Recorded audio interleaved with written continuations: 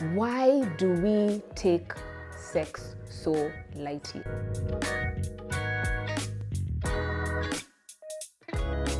So guys, I have a question. The other day, I think it was yesterday, I watched a TikTok viral, some viral video, a video that was going viral. And it was tagged hashtag Chorea Chorea. And the only reason why I was on TikTok looking for this video is because I think that day or a couple of days earlier, like for 3 days, I'd been reading, I'm usually on Facebook a lot, like I'd be reading a lot of posts on Facebook where people kept on commenting Chorea Chorea and they're not really saying what are we choreaing about. So I was wondering what is going on, and then I saw someone respond and say, go to TikTok. So I was like, okay, TikTok is where the juice is always, right? So I go and I search for Chorea Chorea, hashtag Chorea Chorea. And I come across this video of a 16-year-old, I think. And she's pregnant, fully pregnant. Like she's probably maybe 5-6 months at a minimum. And she's young, you can tell. I don't know if she was 16. I'm assuming she was 16. I can't remember if that's what I read. And she's talking about the fact that, I can't really say because she was speaking in Kiswahili, so I can't remember exactly what she was saying. The verbatim, I can't quote her verbatim, but it was on the lines of, as long as there's really nothing, like in summary, there's really nothing wrong with a 16-year-old getting pregnant. And they were saying chorea chorea. So I still don't know what chorea chorea means, like what that specific phrase means. But it was tagged to this video. And she's there, and there are other teenagers with her, male and female, who are all just giving their chorea chorea line, right? And I remember looking and thinking, wow. First of all, I'm a Genexer. I grew up in a season where talk of sex in public was an abomination. Right? So I was just like, what's going on? Like, how a 16-year-old so confident to get on camera, fully pregnant? And I'm not judging. I'm just like, times have changed, right? Okay, I am kind of judging, but I'm like, poor thing, I don't want to judge her because she's just in her space. But I was just thinking, where are her parents? Where are her real friends? Because those kids were just going on and on about the way, they were just referencing sexual, making sexual references, which I just thought was wow. I thought was wild, wild, wild, wild. Because again, I'm a Gen X. These are probably Gen Zs. And yeah, so it made me think, okay, just how, obviously I am a parent to a 10-year-old. And I have been raising this child for 10 years, 7 of which I have done purely on my own, right? So it follows that I too have engaged in sex. I'm being transparent. This is PG. This is not PG content. For today, if you're younger than 18, please don't be here. Anyway, so I definitely am not coming from a space of being self-righteous, acting like I'm a virgin or acting like I'm better than this 16-year-old. I remember when I was 16 years old, when I was 16 years old, we were locked in the house. You couldn't go out and talk to boys. It wasn't like today. But I just find that it's a bit dangerous the way sex has been commercialized or sex has been made to be okay when it's casual. And I know there are other adults in the room who will just be like, Lillian, you're talking nonsense, and I respect your opinion. But as a parent now to a 10-year-old girl,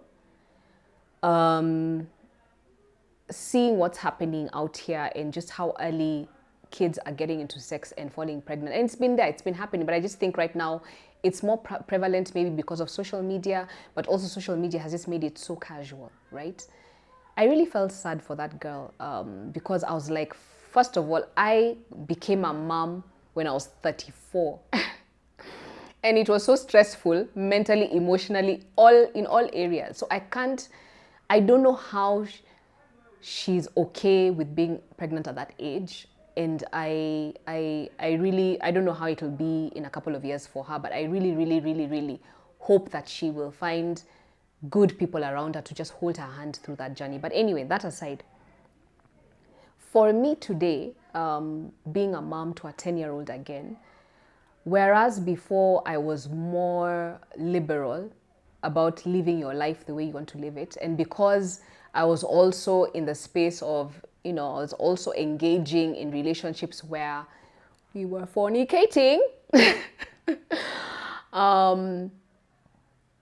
I just want to say that I don't think where I am now, with all the experience I have, being on this side of the age group, is I don't think girls should have sex before marriage. I don't think, this is just my opinion now.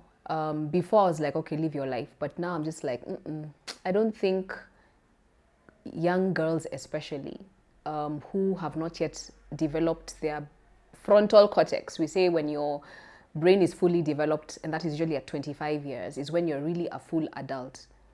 Below 25, you're not a full adult. There's still some growth and development that is needed.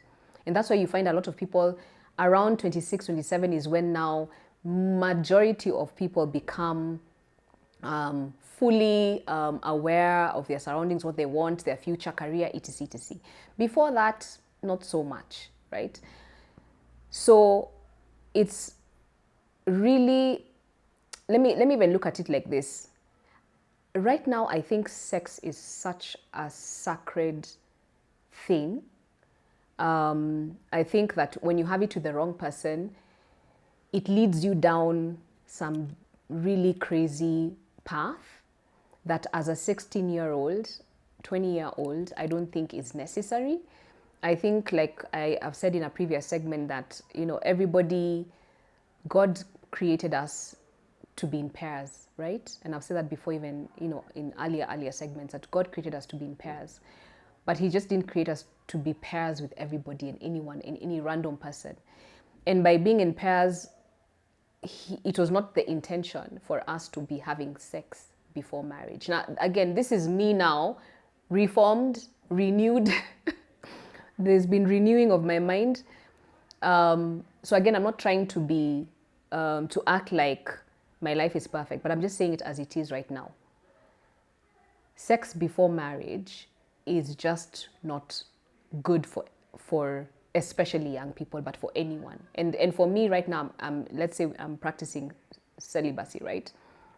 Part of the reason why I'm single is because it's hard to date in this world today without a conversation on sex being put on the table as a given. And so that's where it is. But that aside, because I don't want to make this about me. What I wanted to say is I want to give you an example of the story of Abraham, and take us back to Abraham's story with Sarah, and any other story we have in the Bible. Usually, back then, marriage was not the way it is today. These days, people go before a pastor or are in church or a priest, or they go to an AG and they declare their undying love for each other, and then the pastor or the priest says, yeah, now you're married, right? Before God, whatever, it was a ceremony. And that was what was considered marriage. But in Moses' time, if you think about it, if you read the story, there were no wedding ceremonies, right? Apart from now, New Testament later, when there was a wedding in Cana, when Jesus went and turned water into wine, I think that was the first time there was actually an official ceremony celebrating a marriage. But I'm not even sure how the details of that. But when I look at it from the Old Testament, where Abraham and Sarah, who are the first official couple after Adam and Eve, we are told they did not have a marriage ceremony. No one was there to officiate their marriage. No one was there to say, I give thee, How we know they ended up being husband and wife is there's a specific phrase that is used in the word where it says, and he knew her, and he came to know her. Meaning, in their nice, polite way, they had sex, or they consummated their marriage.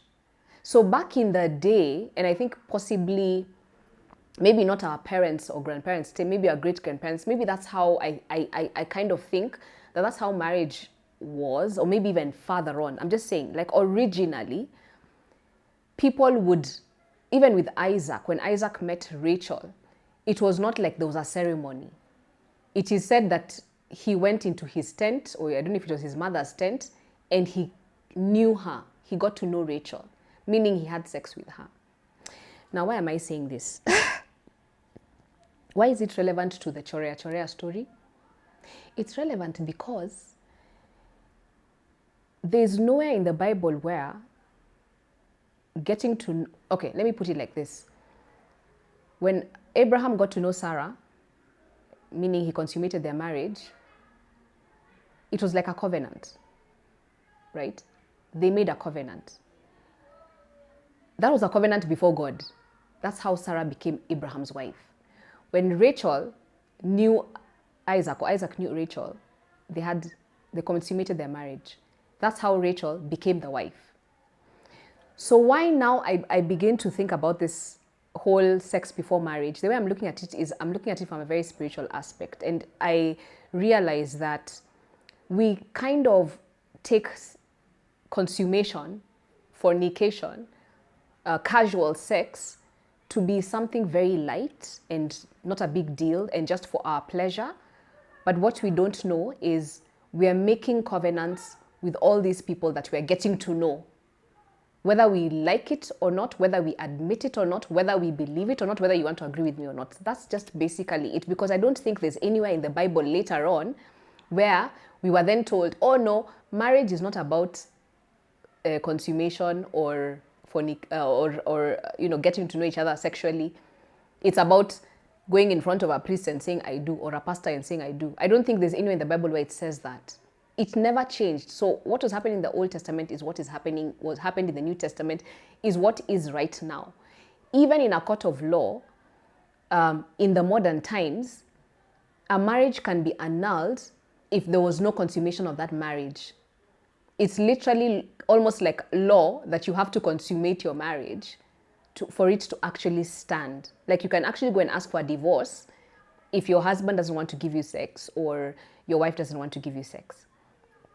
So why do we take sex so lightly? I think that's the question that I want to leave you guys with today, right? For that young girl who's pregnant, and again, I'm not judging her, but I'm hoping that maybe she'll watch this one day. I don't think being proud of consummating your early before you officially get married, because why I'm saying before marriage is because right now we don't have respect for each other. So I can get pregnant and the guy can walk away. There's no respect. Before, that was not an issue. Our parents' time, you had to marry the person you make pregnant, right? So, but still, you're still covenanted, and what is happening is you are walking away from your destiny, or unless maybe that person is but it's not. You are becoming an adult before your time. You are inheriting things that you should not be. You should be a child. At 16, you should be out there just enjoying life, growing and just having it easy. But now it's different. And the same with adults, grown adults.